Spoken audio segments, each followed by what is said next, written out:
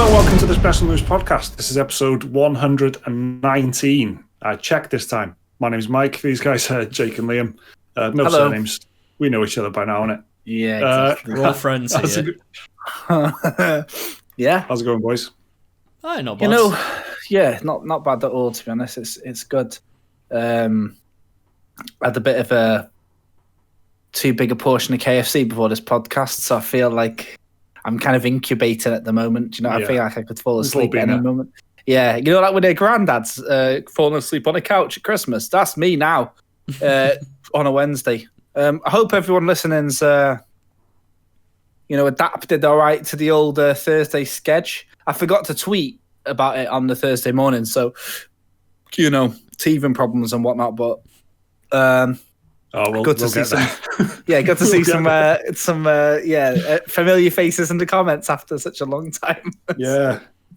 Well, I think it's just speaking purely selfishly, it's working a lot better for me. I've got to tell you, and just having the bank holiday, the Easter bank holiday, and knowing that my Sunday was completely open for I could go out and fucking enjoy the sun until it started snowing very heavily, which is weird. And then doing it on a Wednesday, I also feel like I'm just a little bit more on it in the evening than I've never felt on the Sunday morning. I have never felt like comfortable in my, I've just always felt like I'm still kind of waking up, and I haven't really woken up till we've finished the podcast. So yeah. Well, here we are. Yeah, great. After one episode, we've decided. We'll see how it goes. Remember, if you're a Patreon supporter, Patreon supporter, if you are a patron, we've got a weekly bonus podcast now. So we did have one every 2 weeks, but we're doing kind of a shorter bonus podcast every single week where we're just kind of going a bit more like off topic and following up a bit more on stuff that we couldn't quite get into the main podcast.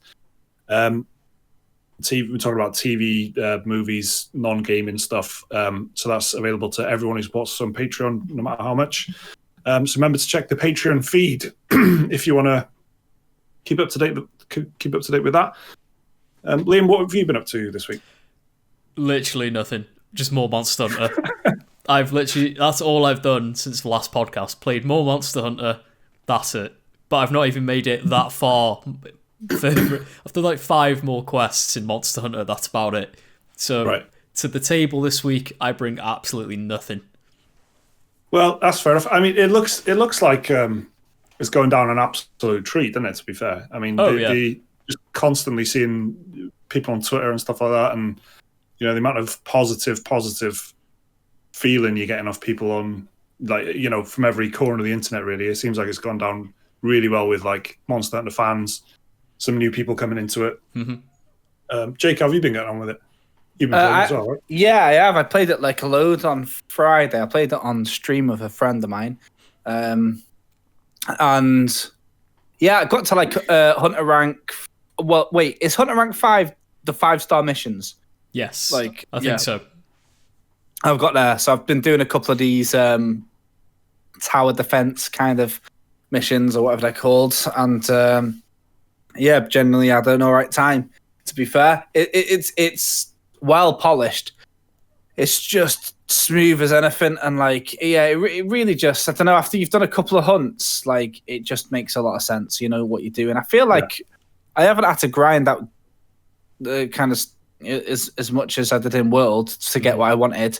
Like I've got this hammer, I main a hammer, and like the tree, like there's like different build trees kind of thing, and since like the 3rd monster I killed, I managed to be able to upgrade my hammer the way I want it. I want to get it like with a high affinity or whatever, so like the high crit chance basically is what I'm going for. So I don't want like elemental, and I don't want like, and also I want my little, like your little sword sharpness, I want it to be green, so I've got that high. That's the only sort of hammer that gave me that ability. And now every single monster I kill, every new one I've met, all the way up to like the 5th star, doesn't seem to be give me an ability to go further down that tree. So I've basically stuck with the same hammer since like the 3rd mission or 4th mission even. 20 odd missions later, I've done all the side missions, all the optional stuff. That's what I'm enjoying about it, That's what I'm liking. Get into bed, playing it handheld now, and it's still amazing. And I'm on the Joy-Cons, still no problem. I'm actually surprised at how, when you get used to it, how easy that is. And yeah, just been like mopping up all the little side quests. And it's great little, nice little way of segmenting your time. And it's been good. And I'll tell you what, so I played it with a friend, and I played it with, well, basically my friend is very high maintenance, like spends 2 hours in character creation sort of thing. Right. And when I say 2 hours, I mean, to be fair, it was an hour and 15 minutes, but then 45 minutes for the pets afterwards. So I forgot that there was even a character creation screen. Genuinely 2 hours then. Honestly, it twitch.tv/cracky, the VOD is there. 2 hours. So as I sat in the Discord entertaining her chat while she was going through all the pastel colours, a member of her community invited me to a lobby, and I played with them for 2 hours waiting for Crocky to do this fucking thing. And yeah, so I had experience playing with a stranger, and I was playing with a stranger with no communication with them. So that was kind of like, blind or, or deaf or whatever. The point is, like, I didn't have communication with this person. It was the simulation of just a random joining the lobby. So, and that went down really well. Like, I don't know if it was because they were an experienced player or what, but we were just having a cool time. And then when you're playing with friends with voice chat, it's even easier to kind of play. But yeah, like, there's these like random Japanese characters that just join your lobby and absolutely smash it, as you can imagine. They're like mythical creatures, man. We were in this lobby and we accidentally left it open. 2 or 3 Japanese guys came in, fucking shit up. So yeah, I'll tell you what though, it was it's been a lot of fun, and I had such a laugh of it that I ended up playing it for the next couple of days. So yeah, I've been enjoying it, man. Very good.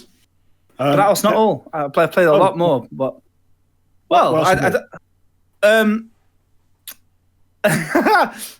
was going to say New World game, but I can't say that again. Carto is what I played, and I want to talk about this, because I tell you something. I thought, this game's good, or is it just me? Am I an idiot? Every time I play a game, I always think, am I an idiot, or is this game really good? And the reason I think that is because I haven't really heard many people talk about it before.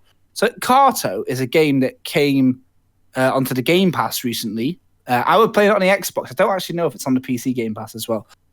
But it's like Carto spell as in like cartography, like maps and shit, right? And it's a game where you play as like a little girl who's crash landed from some sort of like, I don't know, airship onto this mysterious island. And you've got this kind of magic ability, this like magic sketchbook where you can control the tile-based world. So you start off on a square, and kind of imagine like the old Zelda games, the tile-based system. If you played like the one that they chibied up for the Switch recently, Link's Awakening, it's that same thing where you got, the map is all squares. Yeah. So in that square that you start off, that's it. And when you open up your map, it's the fog of war basically, and then you find other map pieces inside your tile, which then you add to the map like a jigsaw. It's like putting jigsaw and a jigsaw. I think. Well, I know there's only one way of doing a jigsaw, isn't there? But with this, the whole beauty in the game is that you explore the map, but you can go back to the map screen, and you can maybe like whilst you're in like literally the map editor, you could start moving tiles together. So let's say there's 3 tiles, tile A, B, and C, and they're all in a straight line. When you get to tile B, you can go to the map editor and drag tile A up above C. So you can, and that might change something. You can rotate the tiles, things like that. Little secrets can appear if there's certain river tiles put together. Maybe a winding river leads to a town, or a straight river leads to a secret mountain path. This is all inside like a narrative adventure. So it's a very, very simple little journey. You're trying to find I think it's grandmother, maybe it's grandfather. Anyway, it's some old person that you were in that fucking blimp with when you fell off, and you're trying to get your way back home. But obviously the real Carto is the friends you made along the way, and you make some really nice friends, and the game's presentation is so nice. There's this like Irish animation studio and they did this film called like Song of the Sea. I don't know if you know it, but it's really highly regarded bit of animation, like proper beautiful. What's their name? What is their name? Yeah, it's suddenly, yeah. I think they did a kids TV show that when you're a parent, you like kind of learn to like try and you lobotomize yourself so you enjoy kids TV. But normally one parent, each individual parent, you'll find a favorite. My favorite with Ellie, my eldest, who's now past that and she's like a full-on weeb now. She used to love this thing called Puffin Rock. And it's the same animation studio, and it's this amazing art style. I don't really know how to describe it. It's really beautiful. But yeah, if you search Song of the Sea or Puffin Rock, anyone listening, you'll kind of know what I mean. Or even better, just fucking search Carto, innit? You'll be able to see there very clearly. But it's really well presented. It's got this amazing art style, and I'm playing it on like the new Xbox. I don't think that's really. I got the new Xbox and I got a new TV, which is like quite a good TV. So I don't know if it's that and the art style together, but the game looks, it's so good. And it's lovely. The music's nice. There's no, there's no peril, really. You're just on a little adventure, trying to get sheep back to the farmer and stuff. And yeah, it's got a real nice vibe. It's a good one. It's going to be one that I would like heartily recommend to people in a couple of years, like Edith Finch, where now I just go like, yeah. Carto's yeah. And when I was looking on YouTube to see if loads of people had reviewed it or whatnot, there wasn't really. There's just a couple of indie channels that have picked it up, and I think Escapist is like the biggest channel, and they reviewed it in like 3 minutes. But the game was fairly short. It's like 6 hours or something like that, yeah. So it's a really nice one. You could do it on a Sunday evening or something like that. Now that you're not doing a podcast on the Sunday evening with my baby boys. But it's it's ace. If you're into the indie stuff and you want to hear an indie game recommendation, then I'm glad to come out the gate with this one. Yeah, that sounds good. Because you were quite excited about this a few days ago, weren't you? You were telling us about it. It does sound all right. Yeah, that's it. I think it came at the same time as this other tile-based kind of puzzler thingy called Forager, which I have heard of. I haven't heard of Carto. That kind of sucked up all of the interest in tile-based 2D puzzlers, because it was a bit of a kind of I think it ended up a bit like one of them. I don't know, almost like a cookie clicker type thing. I think Forager. You can automate stuff, and it was a bit of a Twitch sensation. And then because of that, online publications were kind of just writing little puff pieces about it. But Carto has got this like nice little Pixar-esque story and this really nice design, but unfortunately has the same mechanic. So I guess it went under the radar. But I'm glad to say that it's on Game Pass if you've got it. I think it's on PlayStation as well, but you'll probably have to buy that. So yeah, for many pounds probably. Like Outriders is the interesting one, isn't it? Because I imagine there's probably so many people jumping into Outriders on Game Pass on Xbox because it's essentially free to them because of Xbox. Which I'm assuming a huge amount of Xbox players are on Xbox Game Pass by now. Otherwise, what the hell are you doing? But yeah, they're jumping onto it and playing it. Whereas on PlayStation, it's fucking, what is it, 50 or 60 quid or something, which is. I don't know. I didn't even, like, Square sent me a key. I don't even know if I want to redeem it, because if I can't play with you guys, what's the point? And that's the thing. Like, what do I do with it? So yeah, I don't know. Well, if it's 60 quid, I was going to say sell it as a joke, but in case Square are listening, I'm not going to sell it. I'm not going to sell. Yeah, it's. I'll tell you what, though. I'll tell you something about Outriders.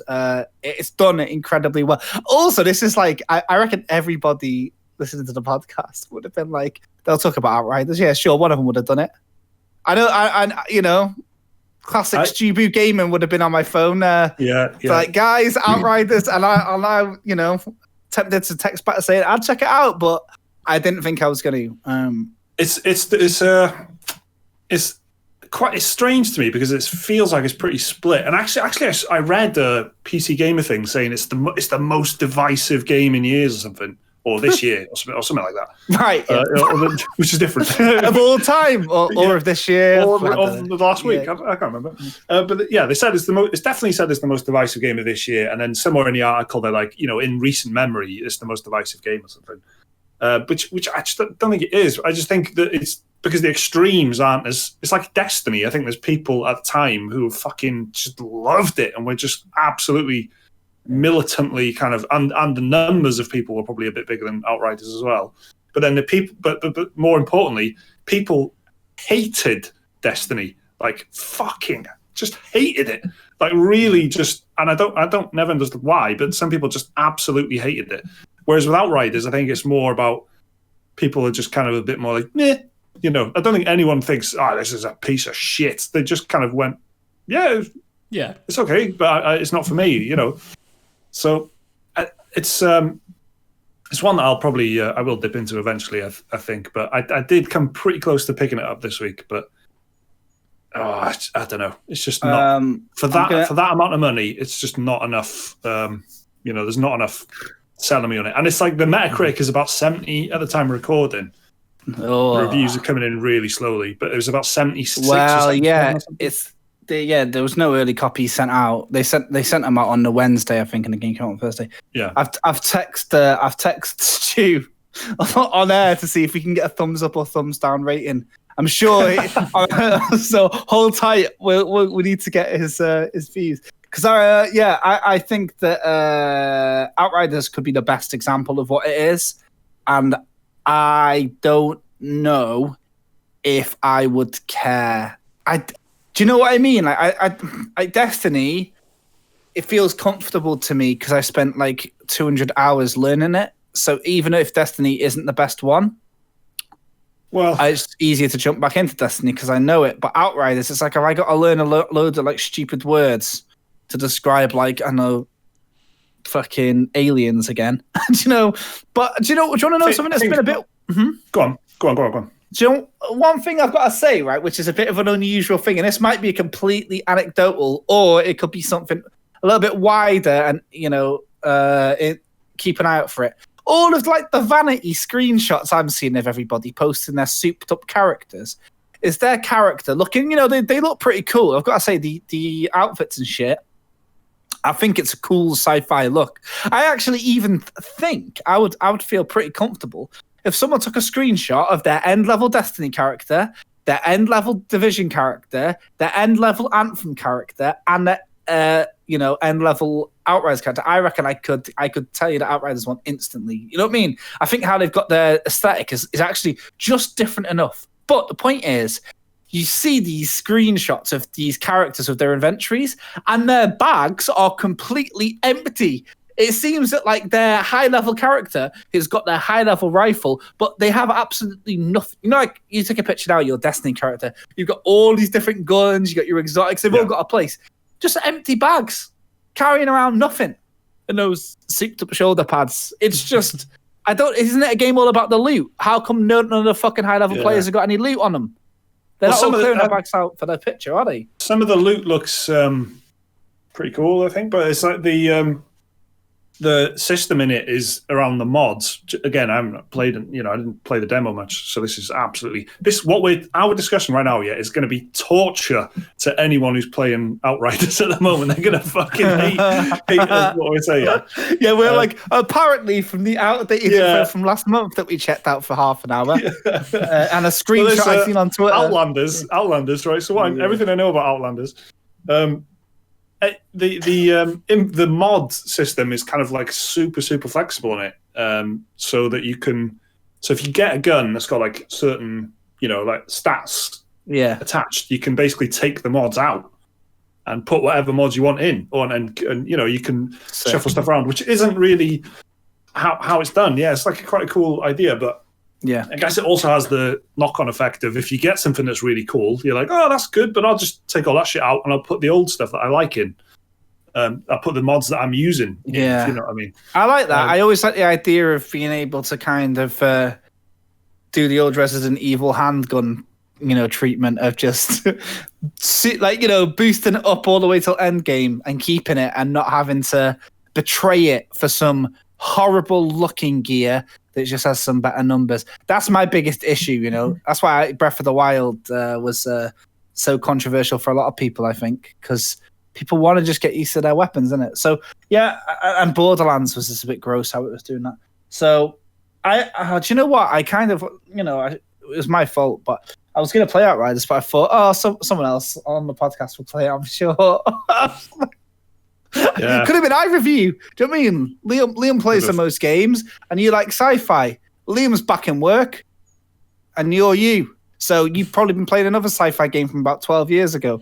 Yeah, correct. No, I've been playing a load of Gears Tactics on Xbox Game Pass for PC, which is it's good. It's pretty good. And you know, I'm a huge fan of XCOM. XCOM 2, talked about it loads, and I'd highly recommend it to anyone who's even remotely interested in, you know, strategy games, tactical games. Nothing like it. Gears Tactics is really good, but it's just a lot more like linear, and it's basically just you have a little squad and it goes from level to level to level to level, and there's not really like you know, in XCOM there is just layers of strategic stuff on top of that, almost like Total War, where you've got the battles and you've got the grand strategy map. XCOM's got a similar thing going on, but Gears Tactics doesn't really have that. What it does have is like better visual presentation. It's got a nice, well, I like the story in XCOM, but it's got a nice story, and it's got nice kind of, you know, Gears of War-y detail, which it feels just as much a Gears of War game as it is a, you know, an XCOM like game. Cool. They've done a fuck of a good job doing that, and you know, all the chainsaw stuff. It's not just about using the same animations and stuff. It really properly feels like they've just had a Gears of War game and then lifted the camera up a little bit, and it works super well. It's just a little bit intense because it is literally just battles and then this horrible like inventory management system in between, which is bad. It's a bad inventory. You know, you keep getting kit, you keep getting armor drops and weapon mods and shit like that, and the system for choosing your inventory is not good. But that is the only thing that breaks up the battles, which then just feels like a treadmill of battles. But if you're into the tactical battle stuff, it's great. Yeah. Liam, you played it, right? I did, yeah. I was going to say, like, it reminded me weirdly of Dawn of War 2, where that was just like battle after battle, but in between breaking it up with, well, at least in that you had a bit more depth to the inventory management stuff because it had stats and could change your play style completely. But yeah, I agree with everything you said about it. It is amazing how well they translated the Gears formula to a turn-based tactical strategy game, and then somehow managed to get everything, including chainsaws, running at people, all the execution glory kills. But yeah, like I never finished it, unfortunately. I just fell off it after. I did play it for a while. Like, I think I put a good 10 hours into it. I think I got halfway through the campaign, but yeah, I just fell off it. But yeah, it was like I really did like what I played of Gears Tactics. Yeah, I mean, I can see how you'd fall off it, and to be honest, I think I just kind of fancy finishing it, and because I'm such a big fan of XCOM, I just wanted to, you know, I wanted to see it through to the end, and I've felt a couple of times like, oh, this is a bit of a slog, like I'm saying, because you just go in, you finish a level, you go back into another level, and it's exactly the same. There isn't a huge variety in the kind of you know, scenarios that it throws you in.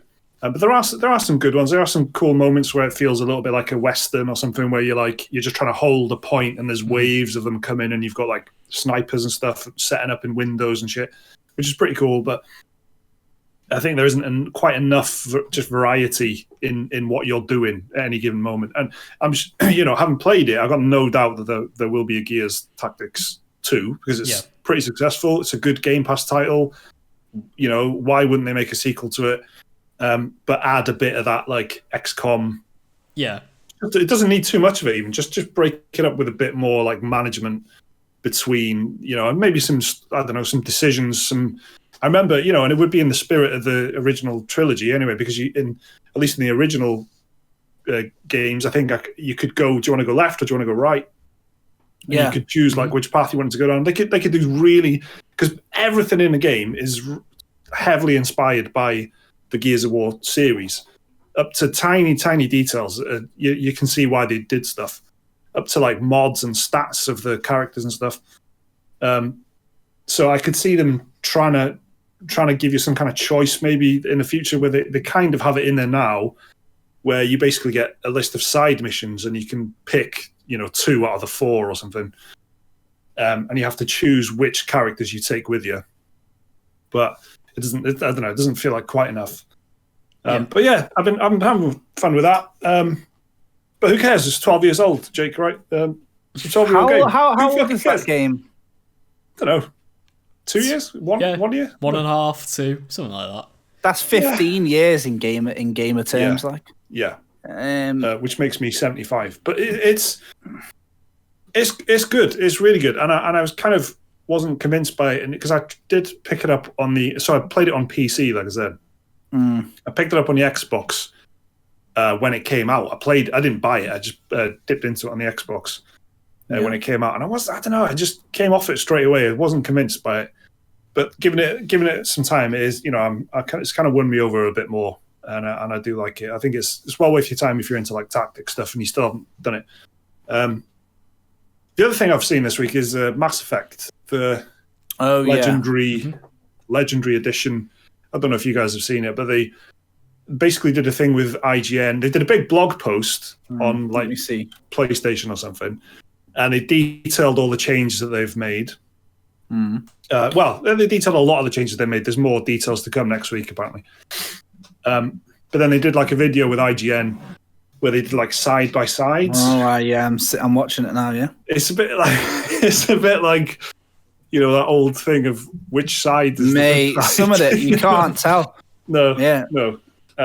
And it's so it completely confirms it that it's a remaster. It's just I say just it's a remaster. It costs fucking 60 quid or something on a PlayStation Store. Does it? Yeah, I'm pretty sure it does. I suppose it's 20 quid a game, isn't it? Yeah, that's true. That's true. It's just that I think everything that's a remaster now though is you're following on from Ratchet and Clank, and even there's a different thing. It is a different thing. But Ratchet and Clank, Final Fantasy VII is a different thing. I know, but the fact is that does kind of affect your interpretation when it is literally just it's running at 60 frames a second and it's 4K, but it's exactly the same game. Remember when they gave out Final Fantasy VII for free for everybody on PlayStation? Yeah. I think they've even done more to the Nier remaster that comes out in a couple of weeks, and that's like got a budget of 50 quid, and they've done more to that. Yeah. No offense. Well, I'm looking at it now. I'm going to play this. Oh yeah, of course. Yeah. Yeah. I will too. 60 quid.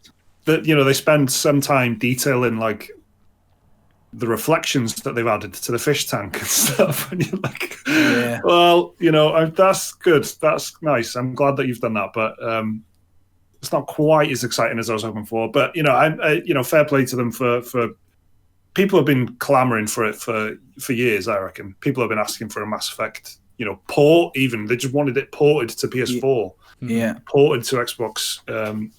You can play the old, you can play the old one on the Xbox. Yeah, exactly. Yeah. I keep hovering over it and going just a little longer, It's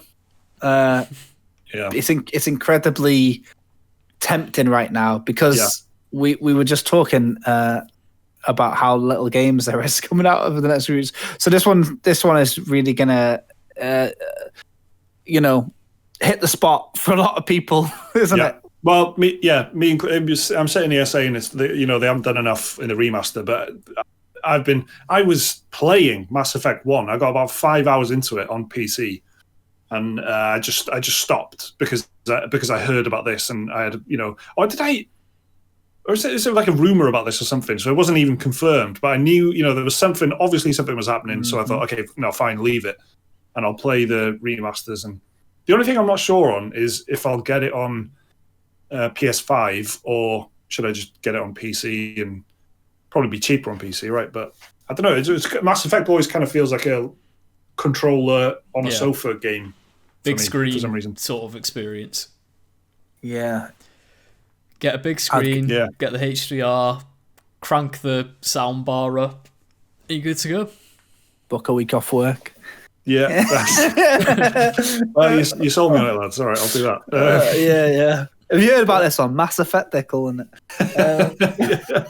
Listen, I just finished Gears Tactics. Mass Effect. Yeah, so that caught my eye. Did you guys see the No Man's Sky update as well? There was an update for No Man's Sky again. A little bit. So Yeah. Has there been another? Is this the Expeditions one or? Yeah. All right. So I'm thinking of the right one. So this is just a cool MMO style edition where they kind of basically there's a new mode in it. So when you play No Man's Sky, every time you boot it up, you've got the kind of modes of play that you can just like permadeath, survival, whatever. They've added one, which is Expeditions, which sounds cool. I'm really keen on playing this with you guys. Anyway, so you start a game like on a planet with your friends, and then you kind of end up. It's basically like a end game style MMO style set of objectives to follow. Until you reach the end, then you get some items, you get some rewards for doing it. But it's just like an incentive to explore together. Sounds really cool. Came out of the blue. Yeah, I want to do this. It's weird though, because it's like the scope of it. I don't understand how big the expedition's gonna be. Like, with Destiny, you can jump on with your mates and do that, and with this, it feels like you'd have to dedicate a good couple of nights in a row, like with your mates, to do it right. Yeah, that's true. Yeah, they're doing it in one go. But yeah, no, I did see that. I think we spoke about it last week, actually. Did we? And yeah. But I'll tell you what we didn't speak about last week, I don't think. They got a new reveal. Not a reveal, but a bit more gameplay. And I've got to tell you, everyone was talking about this fucking gameplay trailer. Another IGN exclusive, may I say, was Resident Evil 8, right? Which could come out on PS4 Pro. We already seen it on PlayStation 5. You could play the demo, but they showed off the PS4 Pro footage, and everyone was talking about it like it was like showing off loads more of the game. It's just showing off that tall woman again from a different angle, and a bit of shooting. Oh yeah. There's a bit of walking through a blood maze. The blood maze comes hand in hand with the shooting, doesn't it? Actually, yeah. You get those cool looking, like, I don't know what they are, like victims of vampirism, and they have like did you see the one with the battle axe? He didn't really get much of a chance. Got his head fucking blown off. Very Resident Evil 4. Yeah, the way that he reloads and shit. Oh yeah, people go mad over the reload animations, like proper John Wick looking stuff. Yeah, well, I've got to tell you, that is easily my most anticipated game. Yeah. Oh, same here. I know it's going to just hit hard in it, because the thing is, we've been spoiled with Resident Evil the last few years, but the last couple of games we kind of know already. It's in the books. Everyone knows what Resi 2 and 3 are. So for a brand new experience, like a new Resident Evil, in the same vein as 7, it's going to be hype. And it's got that folkloric aspect, which is going to be silly how they connect it to the virus, I'm sure. But I proper can't get enough of the idea of it. And it's less than a month now, yeah? It's the 7th of May, I think. So yeah, it's real soon. That'll be a banger, I reckon. And so there was that. But yeah, I was looking for like stuff before podcast started, like gaming news and that. Whatever. And I don't think there's anything, because everybody's like, I don't know, having a little rest or something. Yeah. Well, Mass Effect is next month, isn't it? I think it's the end of May it Yeah. starts picking up. And then from what I remember, like June's pretty high. Like I think Ratchet and Clank, the new Ratchet and Clank's out. I'll get that. That new Final Fantasy VII remake thing and whatever. But May, what else is going on? Oh, Mass Effect's the 14th of May, so it's like, I guess that's the first one. And then that Bethesda game Deathloop is out. Yeah. That's what. Is that May as well? Yeah. Unless that's been pushed back. May 21st it says here. That's a lot of money. Yeah. Biomutant towards the end. And a bunch of other stuff. But that's top weird, isn't it? That's weird, because it's pretty quiet this month. Yeah, That's what it is. All the news has been boring shit for anyone that's not on the west coast of America. The big thing is E3 2021 is going to take place in completely digital, which for 90% of the world is the case anyway, right? Because so it's not news to me, really. No. So I don't know.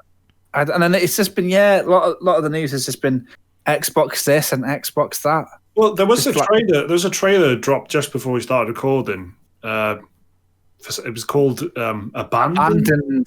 Yeah, Abandoned. Looks pretty cool, right? It's it's an independent studio. I think they're called Blue Box off the top of my head. Yeah, and they're doing a PlayStation 5 exclusive survival horror. It was a weird trailer because it was like essentially it was like moving gameplay, but it was like stills. It was like, here's a campfire, here's some trees.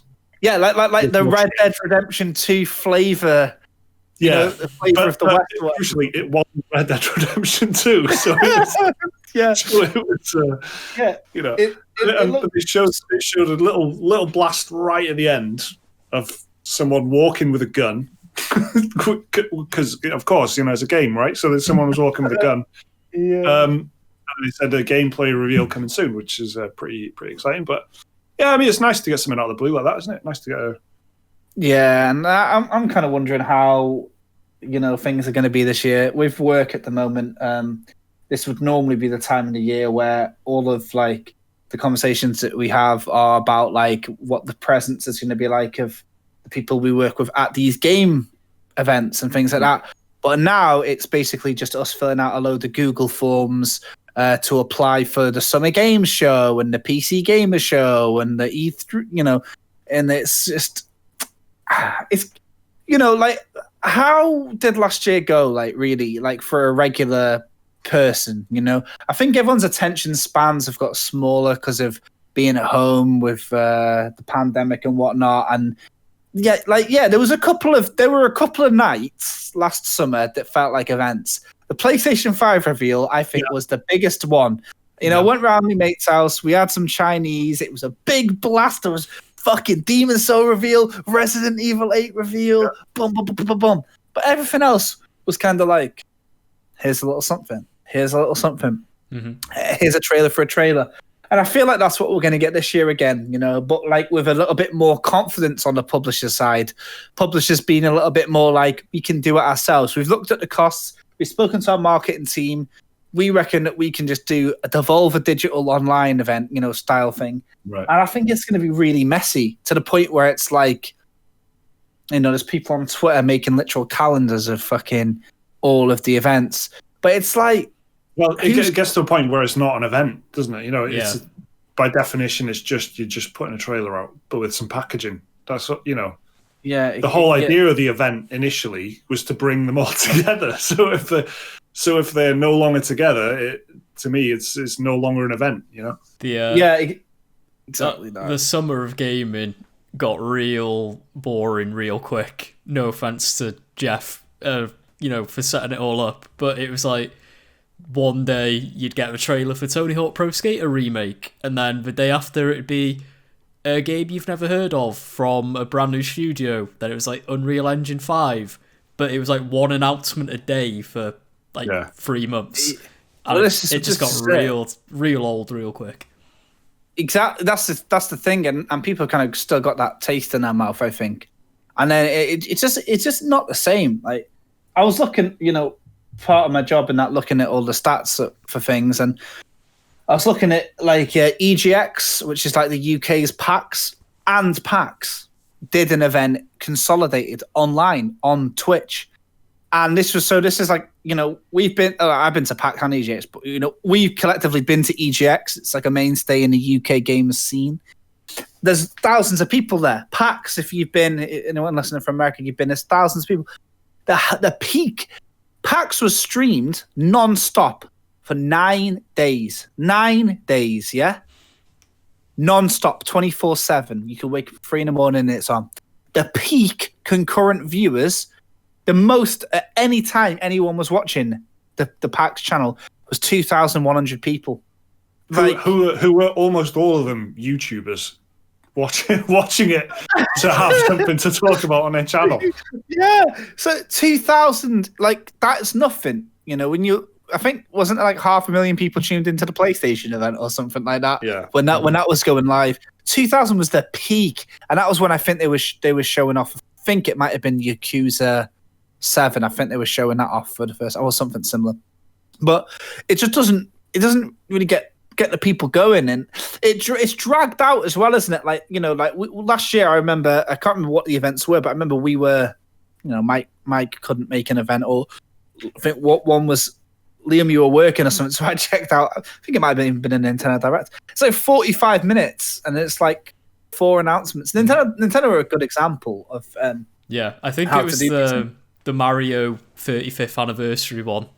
I was working when it was going down, and I was working during the PlayStation one as well. That sucked particularly having to miss that out, but yeah, good one as well. But some of it is like a bit. There was like a Nintendo Mini Direct, and I remember I was picking up my daughter from school, so I remember being in like the schoolyard with my headphones on, like watching Splatoon championships being announced or something like that. And it was the time when they announced the Monster Hunters. They announced the Monster Hunter Stories and Rise, right? Yeah. That's what I mean, like they're dropping them at like random times, and it's like, whereas E3, you know, it's just like one big blast. Like you can make an event of it, and if you're into this sort of thing, but it's hard to keep tabs on it. Like our podcast is a way that some people get up to date with games in it. But don't do that though. Don't. it's No, true, if anyone who's actually, no, you're right. We do get comments saying you're my favorite source of gaming news. Yeah, from 12 years ago. Yeah. I just mentioned No Man's Sky, which you'd already discussed last week. I reviewed Gears Tactics and Outriders, which we haven't played. Yeah, well, yeah, but I guess the recommendations is that hopefully what people like anyway. But yeah, it's hard to keep up. It's hard for us to keep up. It's hard for journalists to keep up. Mm-hmm. How does somebody with a regular job keep up? Like Liam said, it may be difficult, but it's also boring. It's not interesting to keep up. Like they've made something which is inherently exciting. That's why we're all here. This is why I'm sitting here at fucking 8:00 talking about games with you, because we really like games, right? Yeah. So that's why. But that's it just isn't exciting. Like Liam said, it's if you drag it out, maybe it looks good on paper saying you've got an announcement every single day, but the reality is it's not as exciting as E3 where it's fucking dense. It's concentrated. Yeah. That's exciting. Yeah, it's horrible. I think it's a horrible way to do things, and it's getting to the point now where like companies seem to be getting desperate and they're like teasing art assets. Like people they're not going to go crazy over a bit of fucking concept art unless it's Elden Ring, in which case they will. But the thing is, are we going to get that this year? The rumors, the engines are all in gear now. Like have you guys seen the big Elden Ring rumor that it's out in fucking August and it's going to be announced in June? It's out in August. The end of August is apparently the time it gets released. That is very, very on brand with From though, like they announce Sekiro in December and it was out in February. So, and Dark Souls 3 Sekiro was announced at E3. Is that? Yeah, that was the Xbox wasn't that the mystery thing? But no one had seen gameplay, and then the Game Awards there was an actual gameplay. No, the Shadows Die Twice teaser thing came out. Yeah, that was around Christmas, and then it was at Xbox's E3. It got revealed like it was Sekiro. Yeah. Okay. Good knowledge. Yeah. That's good. I got it wrong. I could be wrong, but I think that's how it went down. Because there was, I know. Do you remember there was loads of people? They saw the teaser and they were like, "That bone is a specific reference to this part of Yharnam in Bloodborne." Yeah. So it's obviously Bloodborne 2. People went mad over 4 frames of a picture. Hell yeah! For From Software can do what they want, man, and they do no wrong, innit? But yeah, I'm hoping we get to hear something about Elden Ring over the summer or Silent Hill, basically, like everyone else on the internet. There's also the other big rumours that the Starfield game is out this year as well, and that is going to be revealed. I think that makes sense. The game's been in development for about 6 years, and we haven't heard anything, and Bethesda are due to make some announcements this year, but who knows What else? I know it's Skyrim's 10th anniversary. I've been playing Skyrim, quite a lot. Have you? Yeah, I've been playing that and Peggle. Yeah. Living the dream. But How's do you it know holding up? Skyrim. Peggle or Skyrim? I don't care about Peggle. Skyrim. How does Skyrim hold up? Skyrim's holding up great because there's mods on the Xbox. Yeah, of course. Not like shit Bethesda mods, but like the actual Nexus mods and shit. So you can get fucking really good stuff like immersive open cities, no loading screens, see into houses from outside, lush foliage and all this. Like they're the ones that you want to get pumping in it. Do you know what I'm surprised that they didn't do at any point? I thought this years and years and years ago because I was crazy on modding Skyrim. I was really, really into it, and I've always thought that they could have like done an edition, almost like a curated, like here is our, like a version of Skyrim that you could just launch from the main menu, but it loads with all of their favorite mods. Like the ones that even the developers have gone, oh, that's fucking good. That's good. Editor's Choice edition. Yeah, exactly. Yeah, like a isn't that a different cut of the game? Isn't that what the Creation Club thing was meant to be like? There's a different direction, isn't it? Yeah. So they could have done what I just said, or like a utopian communist dream, but instead they chose to kind of just break it up and market it a little bit. It's horrible. When you go on the Creation Club now, it's absolutely stupid. Yeah. There's nothing there indicates any sort of quality. But yeah, you look up a little. I think obviously when you're doing any modern shit, you Google it. You look at some YouTube video running down the top 10 dead quick, or you look at a even better text article, so you don't have to hear "What's up, you guys?" So today, I've got downloaded the foliage one. I got like the insects, like butterflies and shit, and it looks sick. Am I playing a stealth archer? Yes. I can't stop. Do you know what? It still holds up. And do you want to know something else? I'm walking dead slow on it on purpose because the game looks fucking wild good on my TV. Right. And I'm like, walking around listening to all the music and white run. That's what I'm about, mate. I'm going to breathe it all in. There's something better coming back to it, isn't it? Because you know where this is. You're like, oh, okay, I know what's going to happen here. And then boom, you hear the dragons screeching and shit. Man, Skyrim has still got it. I've got to tell you, it's going to fall out of fashion. One day it's going to get clowned on and people are going to take the piss out of Skyrim, I reckon. Because it's like, I don't know how now youngsters take the piss out of Harry Potter, innit? They just think that it's like, it's not a personality trait to know what your fucking Harry Potter house is. J.K. Rowling must be vanquished and blah, blah, blah. She is a piece of shit. But the point is that Harry Potter is like, was the thing. Now people take the piss out of it.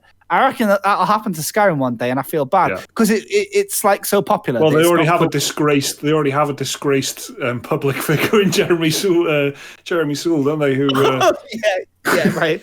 Yeah, I thought you were going to say Todd Howard, and I was like, no. Right for now. For now, yeah. Todd's a more. Todd better spill beans on something this year. 10th anniversary Skyrim this year. I would recommend, if you've not played it for a while, to just get in and obviously that's the thing. The modding community never stops. They don't sleep. So the top 10 mods you installed are probably outdated now. And well, you mentioned the open cities, and I remember that being a really caused some problems, but it was a big one and a good one. It's a really simple thing. You just open a door and there's no loading screen. it's really good.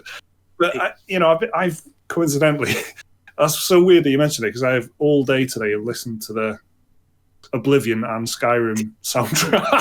The Oblivion, which I always feel fucking guilty for doing. But the Oblivion soundtrack is secretly better than the Skyrim soundtrack. It is. And all of the classic Skyrim noises and the leitmotif thing is from Oblivion, It's in Morrowind as well. Yeah, exactly. Yeah, but Morrowind, it might as well be fucking MIDI. It's such bad orchestration, When you listen to it, you're like, I downloaded Morrowind and Oblivion. I've got them all, and I picked Skyrim like a dick. So yeah. Well, but I think Oblivion. I'd really like to go back to Oblivion, but I'd like it to be completely remade. That's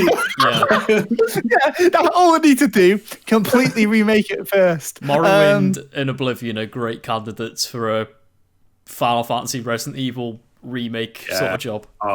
And you figure as well, if they did one, you just do them all, couldn't you? Really? I mean, you just you could, obviously you have to.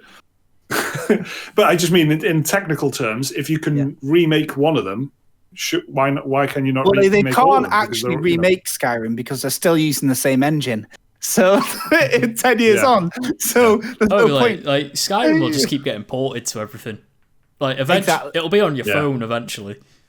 Yeah. Do you know what? Yeah. It's not. No, I'm thinking of the Elder Scrolls Blade. I was thinking, is it not already? But yeah, exactly. Skyrim on the iPad. It'll be the 10th anniversary. Skypad. Thank you. So yeah, I've been on that as well, and then Peggle 2. Right? Yeah, of course. More on that in the bonus podcast, I guess. What should we talk about to wrap up? I mean, there's not a huge amount of releases, as we said, this week. There's Borderlands 3 is getting Director's Cut DLC, which is kind of... it sounds pretty interesting, but it's and I've not really heard of this before, like a game's getting a Director's Cut DLC. I guess like Larian has done it, haven't they? They've done like a Director's... or what do they call it? Ultimate Edition or something? Sorry, our Outriders correspondent. Oh yeah, go on. Back. I said, "Is Outriders a thumbs up or thumbs down?" And he said, "Big thumbs up," and followed with, "My video will be out with a brief overview in about 30 minutes or so." Gee, I'm in the middle of a podcast, man. I'm not, But yes, for self-plug there.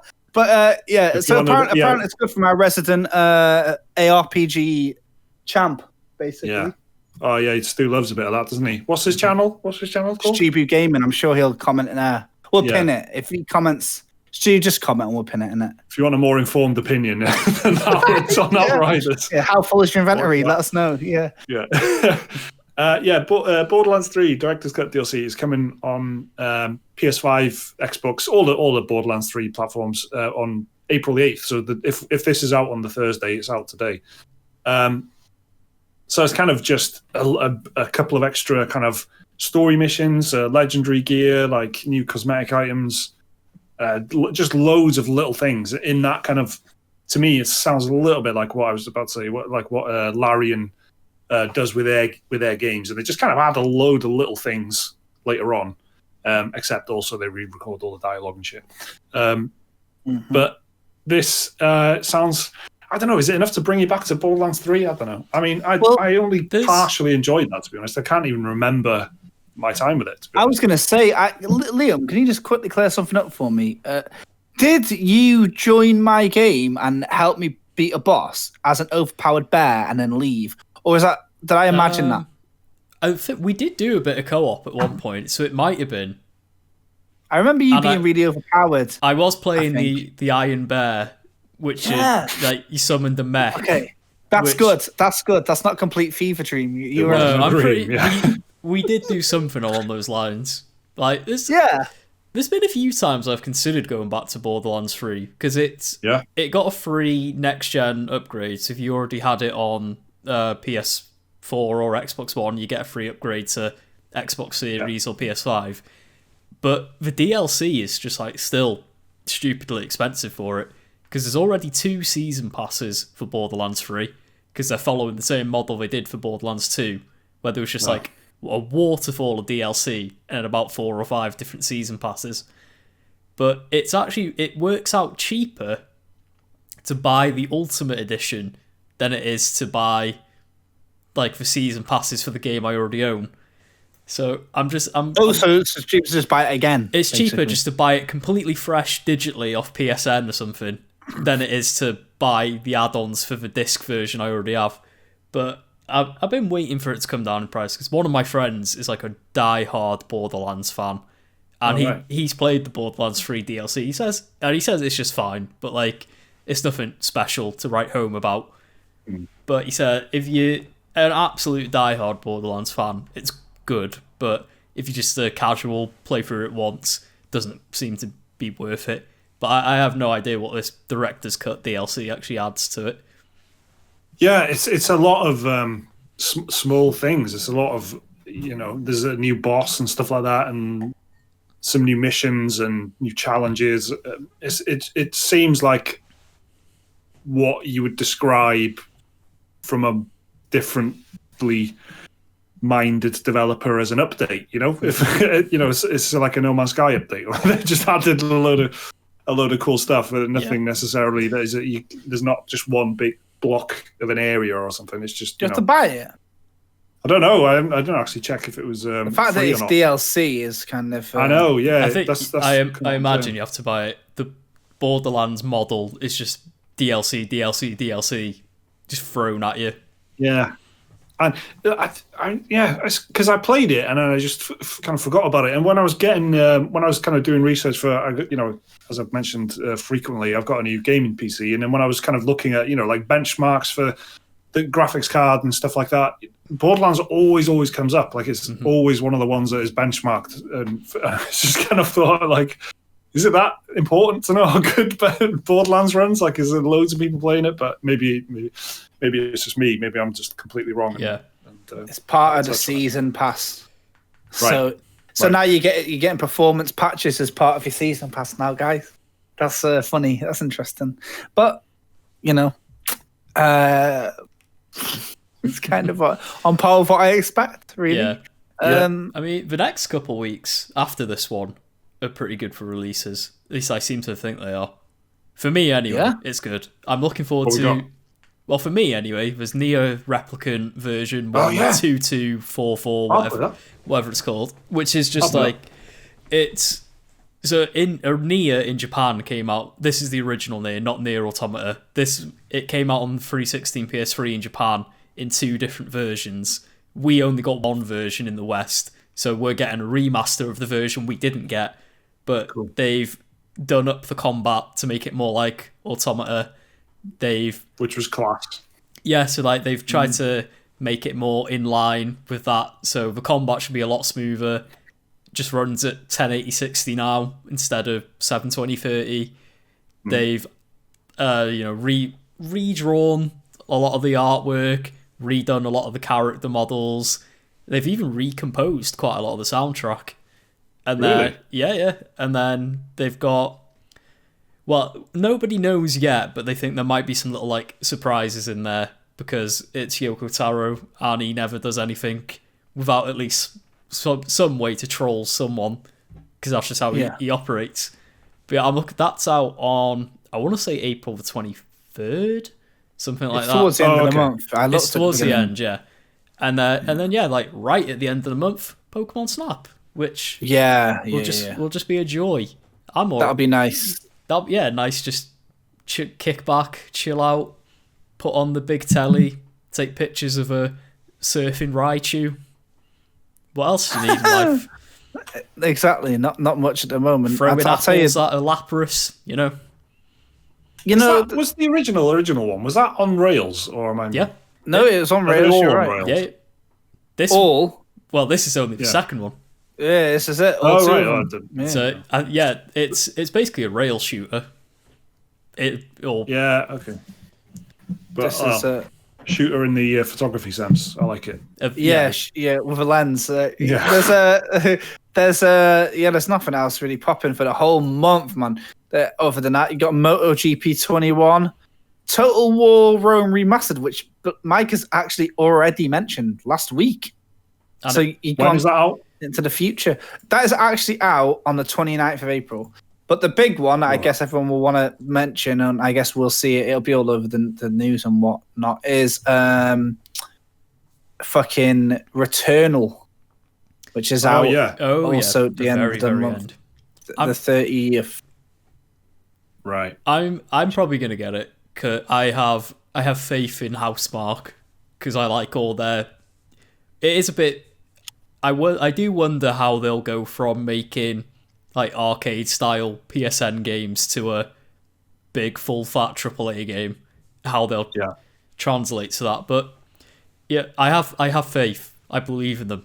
I think it'll be good. Yeah, good. I think the premise and stuff is really cool. And the first couple of times the trailer, they did it. The trailer came up or whatever.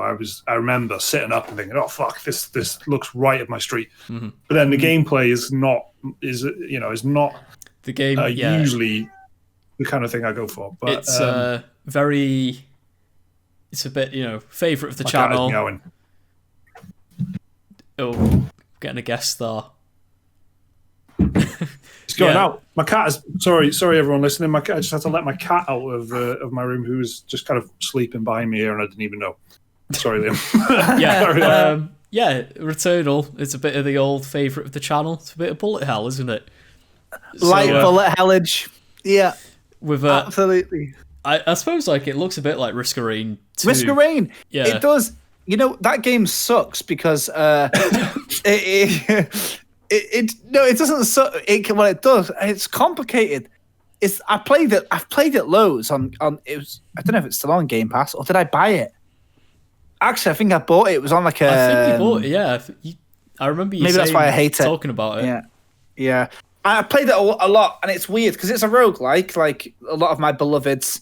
But unfortunately, it suffers from this problem of being incredibly dull until you have a really overpowered run. So it's kind of like you either have a trash run or like an OP god tier run. In my opinion, there's loads of Risk of Rain evangelists, who will absolutely want to strangle me for saying that. But I just think it's a bit shit. And because of that, it's playable, but it's not Binding of Isaac, is it?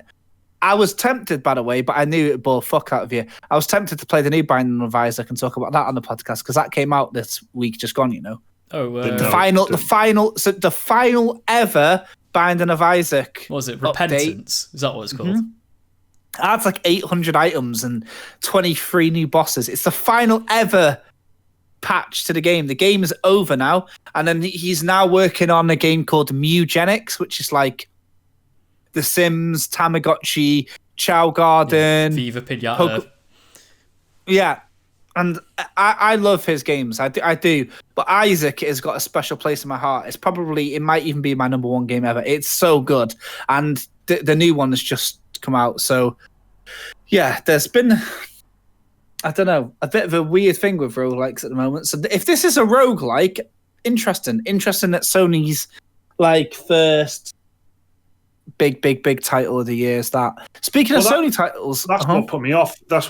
And just the roguelike and hearing what you had to say about Risk of Rain and thinking it's kind of like Risk of Rain. Yeah, is to be honest what's put me off it. And I like the premise, but it's just I can't really think of a roguelike that I've really got into, like any. So I think you'd like the really hardcore ones, like Tangle Deep, rather than something like Dead Cells. I tried Dead Cells. Yeah, it was alright. I mean, there's a couple of good ones. Curse of the Dead Gods that just came out was pretty cool, but if Slay the Spire counts, then Slay the Spire is like the most Mike one, I think. But I think Into the Breach has got some roguelike elements, hasn't it? Yeah, it certainly has.